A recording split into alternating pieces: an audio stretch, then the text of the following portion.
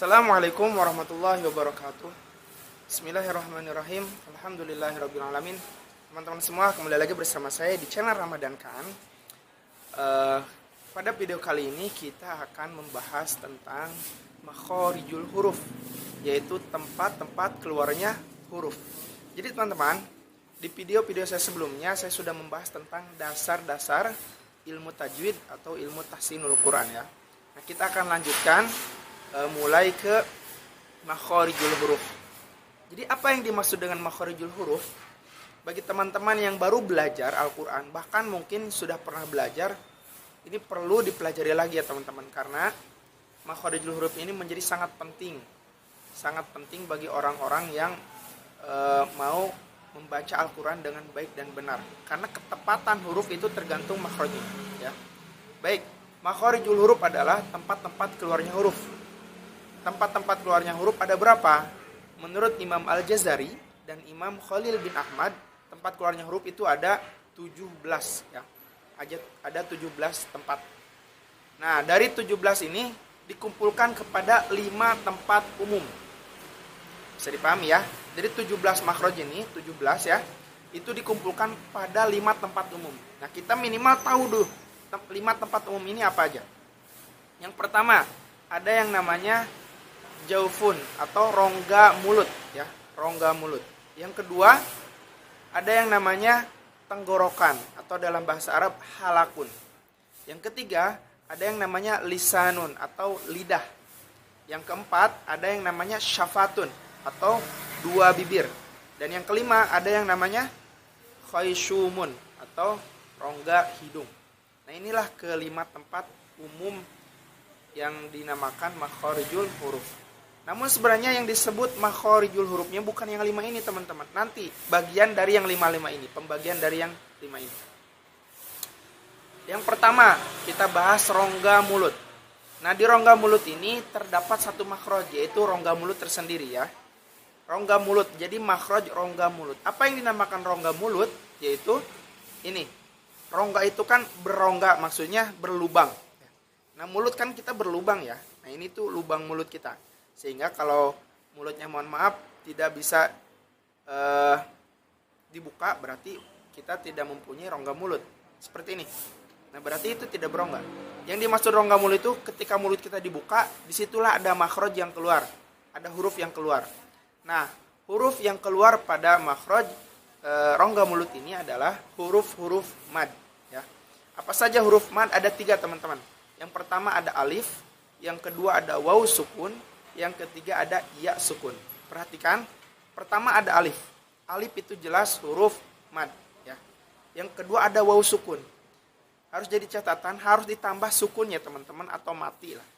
Waw mati atau waw sukun. Kenapa? Karena kalau nanti huruf waw tersendiri itu ada makhraj yang lain, bukan di rongga mulut. Yang ketiga ada ya sukun. Itu juga sama, harus ada sukunnya. Ya sukun. Sehingga itu menjadi huruf mad. Oke. Saya kasih contoh untuk rongga mulut ini. Contoh yang pertama alif ya. Ketika kita mengucapkan huruf yang terdapat huruf mad alif di situ. Contohnya kola. Kola. Nah, ada qaf, ada alif, ada lam ya. Nah, 3 huruf ini ketika ada qaf terus ada alif, nah ini dinamakan mad ya. Jadi panjang, maksudnya mad itu panjang 2 harkat atau bisa lebih. Nah, ketika kita mengucapkan kola, itu secara otomatis mulut kita harus dibuka. Dan kita sangat bergantung pada rongga mulut ini. Karena kalau tidak dibuka, tidak bisa kita mengucapkan kola ya. Buktikan sendiri di rumah ya. Nah, seperti itu.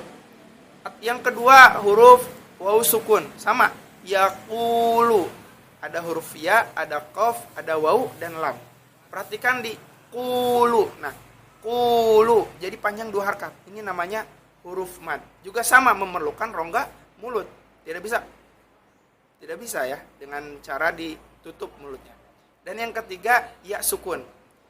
Qila.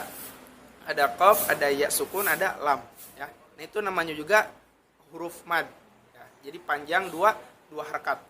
Jadi teman-teman, intinya huruf mad ini kesimpulannya huruf yang memanjangkan huruf yang berharkat ya. Huruf yang memanjangkan huruf yang berharkat. Dan ini mempunyai pasangannya teman-teman.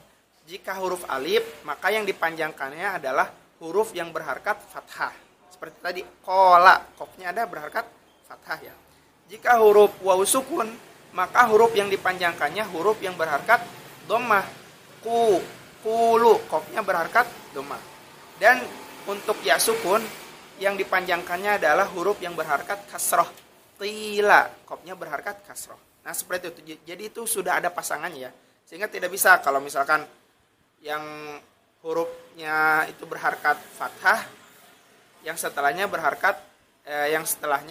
huruf madnya ya sukun, yaitu enggak disebut panjang secara definisi di sini ya. Jadi harus qala, yaqulu atau qila.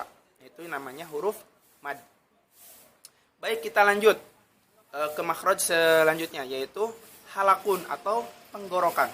Teman-teman, tenggorokan ini mempunyai 3 makhraj ya, mempunyai 3 makhraj dan dibagi 3. Ini tenggorokan dari sini sampai sini ya. Nah, yang pertama ada awal tenggorokan. Awal tenggorokan itu paling bawah. Nah, di sini kalau kita tekan ini biasanya ada sedikit ke dalam ya. Nah, ini awal tenggorokan. Di awal tenggorokan ini mempunyai 2 huruf atau mengeluarkan 2 huruf ya. Apa saja? Yaitu hamzah dan ha. Ha besar ya. Hamzah dan ha besar. Yang pertama hamzah. Insya Allah ini sangat mudah untuk hamzah ini karena sangat mirip dengan a pada huruf alfabet ya. A, I, U seperti itu ya. A, I, U. Jelas, tidak ada keain-ainan, tidak ada a, i, u, tidak, harus jelas a, i, u. Dan ingat cara pengucapannya, dibuka ketika harkat fathah mulutnya, bibirnya, dan ketika kasroh ditarik sedikit ke bawah, ketika domah dimonyongkan. Bisa ya? A, i, u. A, i, u. Itu untuk hamzah. A, i, u, ba. Nah, catatannya untuk hamzah ini, ketika disukunkan, maka tahan sekuat mungkin suaranya, jangan sampai mengalir. A, i, u, ba. Ba. Nah, stop ya, jangan ba, tapi ba, harus seperti itu. Dan juga jangan kena ke ain, ba. Itu sudah beda lagi nanti hurufnya. Jadi a, i, u, ba ya. A, i, u, ba.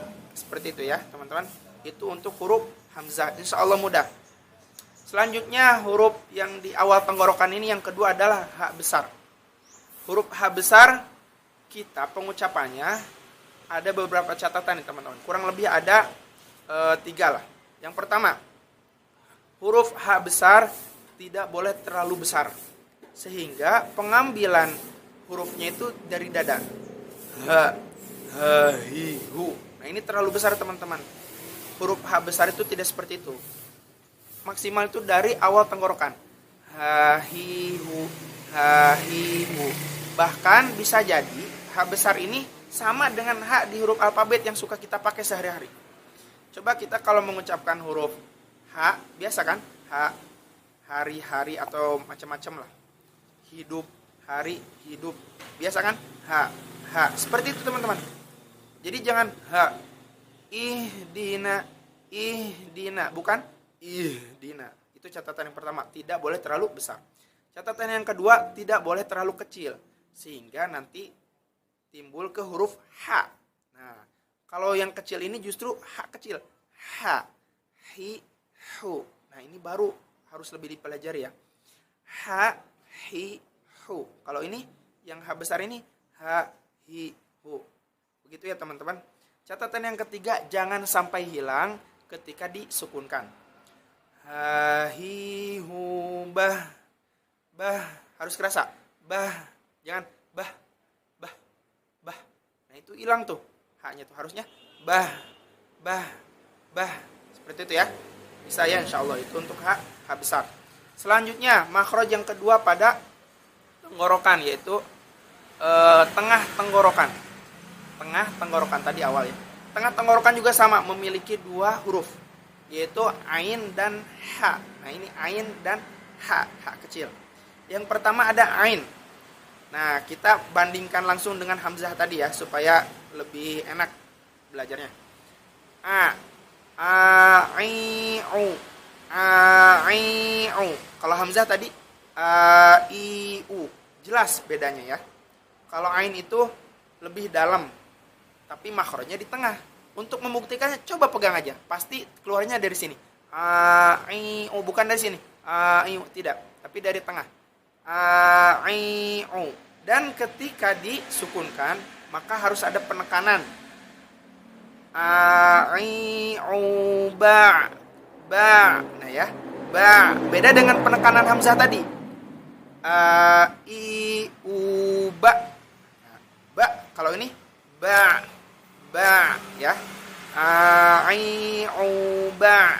Oke, insyaallah bisa ya. Itu untuk huruf ain. Contoh dalam nasta'in. Nasta'in. Nah, itu huruf ain ya. Ain bukan in, beda. Huruf yang keduanya adalah yang di tengah tenggorokan ini adalah huruf H kecil. Kita bandingkan dengan H besar tadi. H kecil ini sangat lembut, teman-teman. Khususnya bagi kalangan ikhwan atau laki-laki, biasanya harus lebih dipelajari ya. Biasanya, walaupun ada yang memang mudah ya. Tapi untuk akhwat justru lebih mudah sebenarnya. Karena biasanya suara akhwat itu lebih lembut kan. Maka H kecil itu lebih mudah. Hahihu. Hahihu. Dan ini sangat-sangat mirip dengan suara nafas. Sehingga H kecil ini cenderung suka hilang kalau kita tidak bisa benar-benar mengatur pengucapannya. Coba. Hahihubah ya. Hahihubah. Beda dengan H besar tadi. Hahihubah. Hahihubah. Kalau ini hahihubah. Bah. Bismillahirrahmanirrahim. Nirrahim. Harus pakai H kecil, ingat bismillah ini bukan nirrahim. Nirrahim itu enggak benar, itu H besar. Oke, harus selembut mungkin. Itu H kecil. Selanjutnya makhraj yang ketiga pada tenggorokan, yaitu ujung tenggorokan. Jadi ujung tenggorokan itu justru paling atas, teman-teman. Nah, ini ya. Ujung tenggorokan ini punya lagi dua huruf, yaitu ghin dan kha. Ya. Pertama kita latih huruf ghin ya. Jadi ada keunikan di dua huruf ini tuh seperti ada getaran sedikit ya, teman-teman, di tenggorokan ini. G, ya, bukan kha. Kalau itu nanti ke huruf kha. Ghiru. Huruf ghin bukan huruf G ya. Tidak sama dengan G pada huruf alfabet ya. G beda. Karena kalau apa bedanya? Kalau huruf G itu biasanya kalau disukunkan ada pantulan. Gogi gu bage. Bage ya. Bag. Kalau huruf ghin tidak ada. Ghiru bag. Bag. Ngalir. Bag ya. Itu huruf ghin ya. Kalau G enggak seperti itu. Jadi mulai sekarang ketika mengucapkan huruf ghin jangan seperti G. Oke? Harus sedikit ada getaran. Ghiru. Ghairil maghdu. Ghairil maghdu. Seperti itu ya. Selanjutnya yang terakhir adalah huruf kha. Huruf kha juga sama, ada sedikit getaran, tapi asal hurufnya seperti dari H ya. Kha. Jangan terlalu berlebihan, karena kalau berlebihan nanti suaranya jadi kha. Nah, itu tidak benar. Yang mana tuh kha. Seperti itu ya. Khibah. Nah, itu huruf kha. Jadi jangan seperti H, hohihu, salah.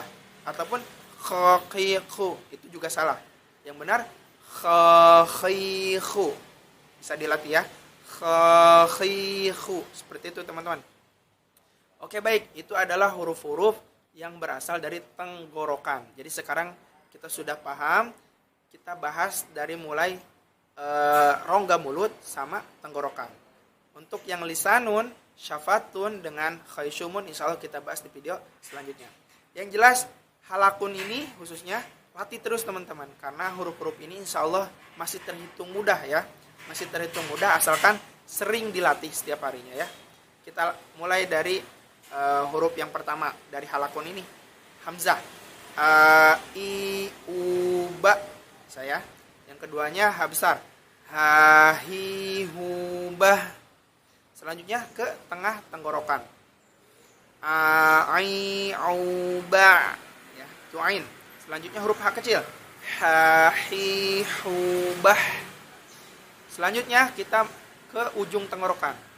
Ghin. Ghi, gu, ba, gu. Ya. Selanjutnya huruf kha. Kha, khi, khu, bah. Bah. Oke, insyaallah kita semuanya bisa dimudahkan oleh Allah Subhanahu wa taala. Terima kasih teman-teman, mudah-mudahan video ini bisa bermanfaat dan bisa dilatih setiap harinya, oke? Terima kasih. Wassalamualaikum warahmatullahi wabarakatuh.